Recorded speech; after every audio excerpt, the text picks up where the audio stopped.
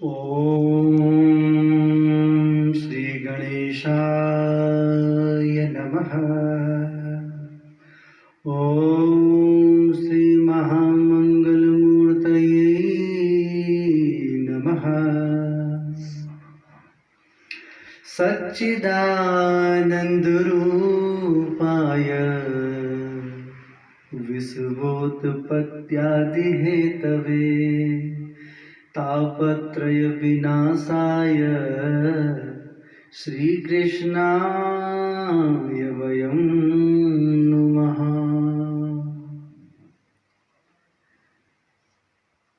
ओम श्री गणेशाय नमः। व्यासाय नमः, सुताय नमः, सौनकादिभ्यो नमो नमः। आज परम पवित्र इस दिव्य श्रीमद् भागवत कथा के विषय में कुछ चंद शब्द आप लोगों के सम्मुख रखूं। भागवत कथा, देखो, भागवत कथा ये नारायणी परंपरा है।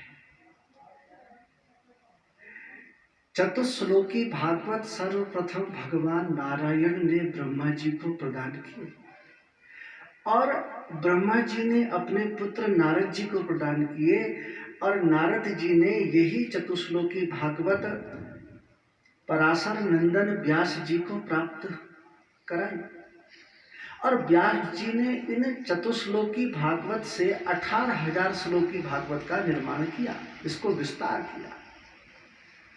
और आज यही 18,000 श्लोकी भागवत जो है ये आपके और हमारे सम्मुख है। ये भागवत है क्या? भागवत कोई पोथी नहीं है साहब, कोई पुस्तक है, लेकिन ये पुस्तक उस तक नहीं पहुंचाती। ये वहां तक पहुंचाती जो वहां तक पहुंच चुके हैं। इसलिए भागवत तो स्वयं श्रीमद्भागवतो प्रत्यक्षम कृष्णम एव हि। श्रीमद्भागवत प्रत्यक्ष कृष्ण का स्वरूप है, वाङ्मय स्वरूप है। और इस कलयुग का प्रमुख देव भी कृष्ण है। कृष्ण माने एक प्रकार से दुष्ट दमनाय स कृष्ण, जो दुष्टों का दमन करता है वो कृष्ण। हरयति विकारो, जो विकारों का हनन करता है। अघम वपम पापम विनश्यति कृष्ण। अघ माने पाप, जो नाना प्रकार के पाप हमसे होते हैं स्वाभाविक, उन सब का जो हनन कर देता है वो कृष्ण का उच्चारण आप करिए। तो भागवत कथा भौ से भक्ति, गौ से ज्ञान, वौ से वैराग्य और तौ से त्याग। भक्ति, ज्ञान, वैराग्य और त्याग, इन 4 शब्दों से मिलकर के बना है भागवत। तो आज यही भागवत की दिव्य कथा के विषय में कुछ 4 शब्द मैं कुछ कहूँ। चतुश्लोकी भागवत से ही 18,000 श्लोकी भागवत का निर्माण हुआ और यह चतुश्लोकी भागवत स्वयं नारायण के मुख से प्रकट हुई, गोविंद मुख से प्रकट हुई। मुखारविंदम, गोविंद अर्थात भगवतः प्रोक्तम सो भागवत। प्रोक्तम माने भगवान के मुख से प्रकट हुई भागवत। और ये 4 श्लोकी भागवत में देखो अपने आप में कि जगत है उससे पहले जगदीश है। जगत नहीं रहेगा, जगदीश तब भी रहेगा। जगत है, जगदीश तब भी है। इस चतुश्लोकी भागवत में अहमेवा समेवाग्रे नान्यद सत सत परम पश्चादहं यदेतच्च यो अवशिष्येत सो असंयहम्। अहमेवा समेवाग्रे, 4 श्लोकों में भगवान नारायण ने अपनी सत्ता का परिचय बताया। अर्थात भगवान नारायण हर चीज का आदि कुछ ना कुछ है और उसका अंत भी है, लेकिन नारायण का आदि कोई नहीं, ना अंत है। इसलिए नारायण का एक नाम है अनादि। अनादि निधनो देवो शंख चक्र गदाधरः। और अंत नारायण का नहीं है, तो इसलिए एक उनका नाम अनंत। तो ब्रह्मा जी को अपनी सत्ता का परिचय बताते हुए, जब कुछ नहीं था तब भी मैं था, कुछ नहीं रहेगा तब भी मैं हूं। ऐसे ही दूसरे श्लोक में माया का बताया है कि संसार में जो कुछ भी परिलक्षित है वो सब मेरी माया है। जो होने के बाद भी नहीं दिखाई देती वो मेरी माया, और जो नहीं होने के बाद भी दिखाई देती है वो सब मेरी माया पुंज है।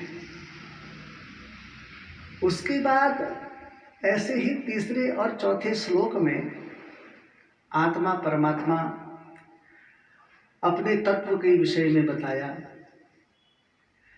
कि ये संपूर्ण शरीर को जो चलाती है वो व्यष्टि चेतना, और संपूर्ण संसार को जो चलाती है वो समष्टि चेतना। व्यष्टि चेतना का मतलब है आत्मा, और समष्टि चेतना का मतलब है परमात्मा। आत्मा और परमात्मा एक हो, जीवात्मा परमात्मा एको ही, एक ही है। अब इसको कोई मार नहीं सकता, इसको कोई जला नहीं सकता, इसको कोई बहा नहीं सकता। इसलिए जीवात्मा परमात्मा सब एक ही है, और इसका कभी भी दहन नहीं होता, ये कभी नहीं मरती। तो यही मेरा एक रूप है। और इसी भागवत लिखने का पूर्ण उद्देश्य भी व्यास जी का यही था कि संसार में जो हैं अटके भूले भटके, जो ईश्वरीय तत्व को भूल चुके हैं, उनका मन किसी भी प्रकार से राम और कृष्ण के चरणों में लग जाए, इसलिए यह भागवत कथा की रचना हुई। यह भागवत कथा जिस घर में होती है, जिस देव स्थान में होती है, वहाँ हर प्रकार से मंगल होता है। सारे तीर्थ सर्वाणि तीर्थानि बसंति यत्र नियतो द्वारे तत्र कथा प्रसंगा। सारे तीर्थ सारे देवगण उस स्थान पर निवास करते हैं, और भागवत कथा का पूजन जिस घर में होता है, स्वयं नारायण कृष्ण का पूजन उस घर में होता है। अनेक प्रकार की प्रेत बाधाएं, देव बाधाएं, भूत बाधाएं, ये सब भागवत कथा से विलुप्त हो जाती है जिस घर में यह भागवत कथा होती है। भागवत स्वयं नारायण का प्रत्यक्ष दर्शन है। इसमें अनेक अनेक प्रकार से नैमिषारण्य का वर्णन, सूत शौनक आदियों का संवाद, ध्रुव चरित्र की कथा, प्रहलाद चरित्र की कथा, वामन चरित्र की कथा, नरसिंह चरित्र की कथा, पुरंजनोपाख्यान, कपिल देवभूति संवाद, कपिल अवतार की कथा, गंगा सागर निरूपण, बड़ी दिव्य से दिव्य कथाएं हैं जिनको श्रवण करने मात्र से, क्योंकि जीव को आत्मत्व जागृति तभी प्राप्त होती है जब वह श्रवण करे। श्रुति, वेद को श्रुति कहा गया, और श्रुति वेद का प्रमुख अंग है। जब हम श्रवण करते हैं तो ही हमारा यह हृदयस्थ भाव जागृत होता है। इसलिए इस भागवत कथा को श्रवण करें। और भागवत जी में तो श्रवण करना लिखा ही नहीं, इसमें तो पीबंतम भागवत रसमाल्यम मुहुर्मुहु रसिका भूमि भाविका। पीबंतम लिखा, श्रुणतम नहीं लिखा। श्रुणतम का मतलब होता है एक कान से सुना दूसरे कान से निकाल दिया। पीबंतम दोनों कानों से श्रवण करके अपने हृदय में उतार लेना, उसको पीना कहते हैं। तो भागवत कथा को पी जाता है। पीबंतम भागवत रसमालयम मुहुर्मुहु, अर्थात बार बार, जितनी बार हम इसका पान करेंगे उतना आनंद है। तो इसलिए भागवत कथा को आप लोग श्रवण करें और सुंदर प्रकार से अपने इस दिव्य कृष्ण चरित्र में, इस भागवत की ज्ञान गंगा में डुबकी लगा के अपने नाना प्रकार के कायिक वाचिक मानसिक पापों का हनन करें। जय श्री कृष्ण, जय श्री कृष्ण, जय।